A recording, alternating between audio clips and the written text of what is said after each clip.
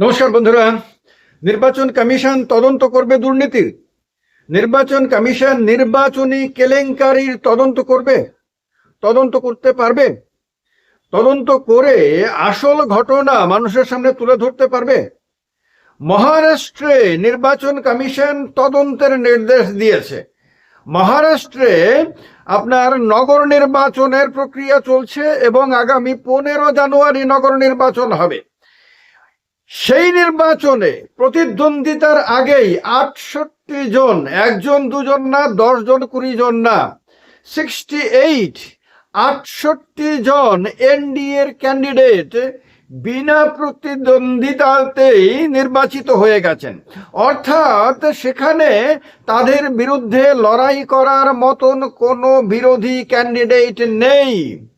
অভিযোগ উঠেছে যে বিরোধী ক্যান্ডিডেটদের বাড়িতে নাকি টাকার ব্যাগ পাঠিয়ে দেওয়া হয়েছে, অর্থাৎ তাদেরকে টাকার লোভ দেখিয়ে আপনার নমিনেশন প্রত্যাহার করতে বাধ্য করা হয়েছে, অথবা নমিনেশন যাতে জমা না দেয় তার জন্য বাধ্য করা হয়েছে।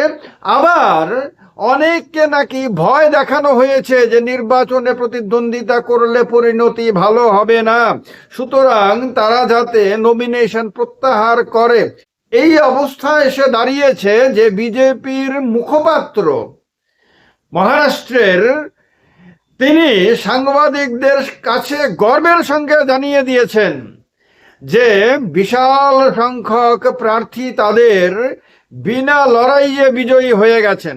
অর্থাৎ মানুষের কাছে গিয়ে আর ভোট চাওয়ার দরকার নেই, মানুষকে আর বোঝানোর দরকার নাই, মানুষকে আর প্রতিশ্রুতি দেওয়ার কোনো দরকার নাই।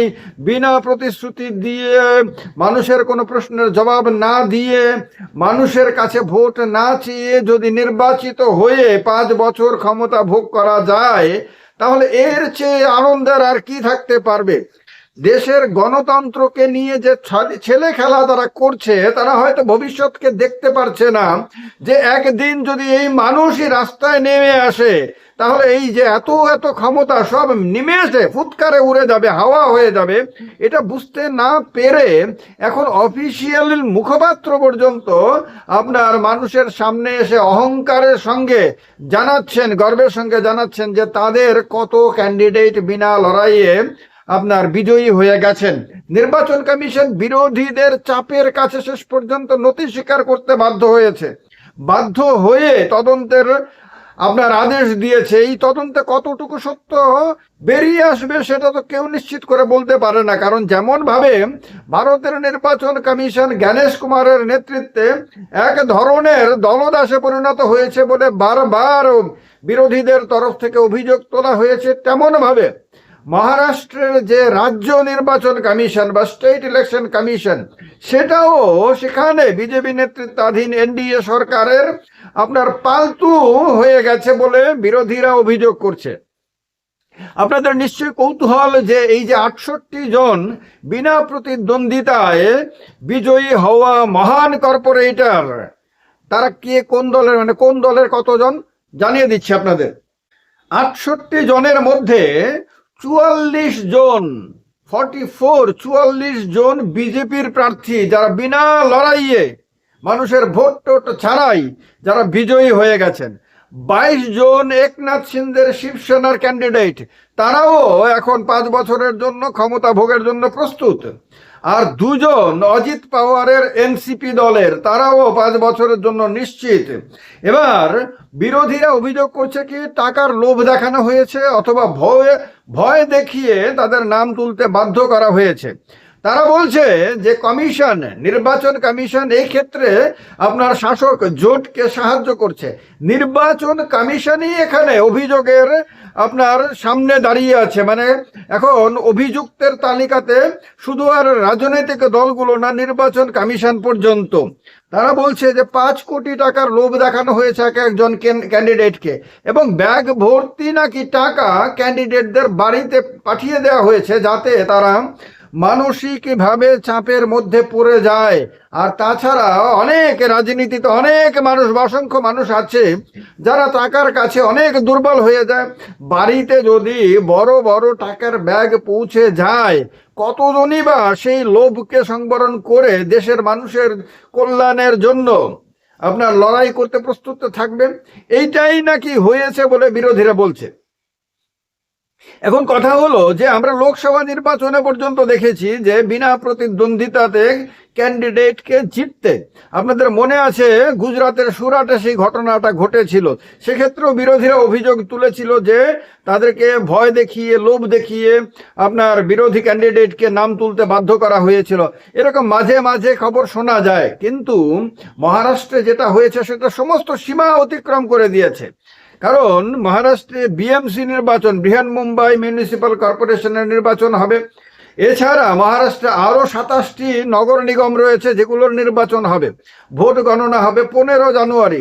মহারাষ্ট্রে এটা বিরাট বড় ইস্যু হয়ে গেছে, বিরাট লড়াই। একদিকে মহাবিকাশ আঘাড়ি মানে বিরোধীদের যে সংগঠন জোট সেটা, আর একদিকে মহায়ুতি যেটা শাসকদের জোট, এটা দাঁড়িয়ে রয়েছে। কোনো কোনো জায়গাতে দেখা যাচ্ছে অজিত পাওয়ারের এনসিপির সঙ্গে বিজেপির লড়াই। অজিত পাওয়ার কিছুদিন আগে মাত্র বিজেপির বিরুদ্ধে দুর্নীতির এই নির্বাচনকে কেন্দ্র করে প্রবল দুর্নীতির অভিযোগ তুলেছিলেন।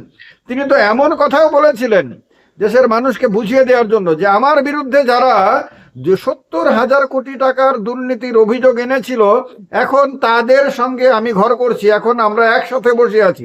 তার মানে তিনি বুঝিয়ে দিয়েছেন যে যারা আমাকে দুর্নীতিবাজ বলেছিল তারাই আমাকে সাদরে গ্রহণ করে আমার সঙ্গে বসে আছে। অর্থাৎ তাদের সততা কতটুকু দেখুন আপনারা।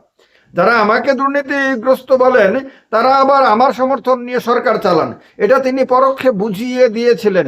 এবং তিনি একটি নগর নিগমে তার কাকা শারদ পাওয়ার, যার কাছ থেকে তিনি এনসিপিটা ভেঙে নিয়ে এসেছিলেন, সেই কাকার দলের সঙ্গে এনসিপি-এসপির সঙ্গে তিনি জোট করেছেন। অর্থাৎ সেখানে আপনার এনডিএ কাজ করছে না, মহায়ুতি কাজ করছে না। ফলে নানান দিক থেকে মহারাষ্ট্রের এই নির্বাচন অত্যন্ত গুরুত্বপূর্ণ হয়ে উঠেছে।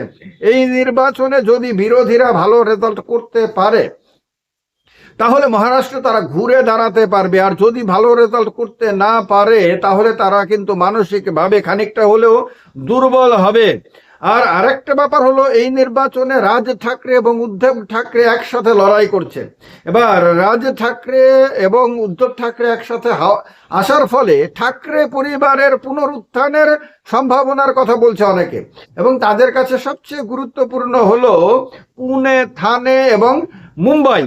বিশেষ করে মুম্বাই মানে বিএমসি যাকে বলে, বৃহন্মুম্বাই মিউনিসিপ্যাল কর্পোরেশন, এই মুম্বাইয়ের দখল যদি তারা নিতে পারে তাহলে তারা ভারতবর্ষের মানুষকে দেখাতে পারবে যে দেখো ঠাকরে পরিবারের প্রতি মুম্বাইয়ের মানুষের যে জনসমর্থন আগে ছিল, দীর্ঘদিন ধরে ছিল, সেটা মাঝখানে যে কোনো কারণেই হোক না কেন চলে গেলেও আবার ফিরে এসেছে।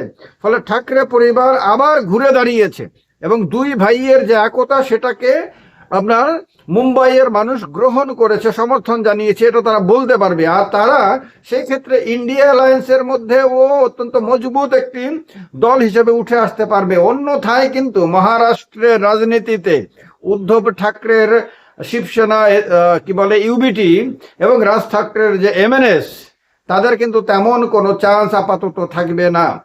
তবে সবচেয়ে গুরুত্বপূর্ণ বিষয় হলো, যেটা সাধারণত দেখা যায় না, সেটা হলো যে এই বিজেপির শাসনেই নির্বাচন কমিশন, মহারাষ্ট্রের নির্বাচন কমিশন বাধ্য হয়েছে যে বিজেপির বিরুদ্ধে উত্থাপিত অভিযোগ, এনসিপির বিরুদ্ধে উত্থাপিত অভিযোগ, শিবসেনার বিরুদ্ধে উত্থাপিত অভিযোগ বা সার্বিকভাবে এনডিএর বিরুদ্ধে উত্থাপিত অভিযোগের তদন্তের আদেশ দিতে। এই তদন্ত কবে শেষ হয়, এই তদন্তের ফলে কি তথ্য বেরিয়ে আসে এবং সত্যি সত্যি বুক চিতিয়ে সাহসের সঙ্গে নির্বাচন কমিশন সত্য উদ্ঘাটন করতে পারে কিনা, সেটা দেখার জন্য শুধু মহারাষ্ট্রের মানুষ অপেক্ষা করবে না, সারাটা দেশের মানুষ অপেক্ষা করবে। কারণ মহারাষ্ট্র ভারতের অত্যন্ত গুরুত্বপূর্ণ একটি মজবুত রাজ্য, আর বিএমসি হলো ভারতবর্ষে সবচেয়ে ধনী মিউনিসিপ্যাল কর্পোরেশন। এই কারণে এদিকে সারা দেশের দৃষ্টি। এ ব্যাপারটা নিয়ে কি আপনাদের ধারণা সেটা জানাবেন কমেন্ট বক্সে কমেন্ট করে, সঙ্গে থাকবেন। জয় হিন্দ, বন্দে মাতরম।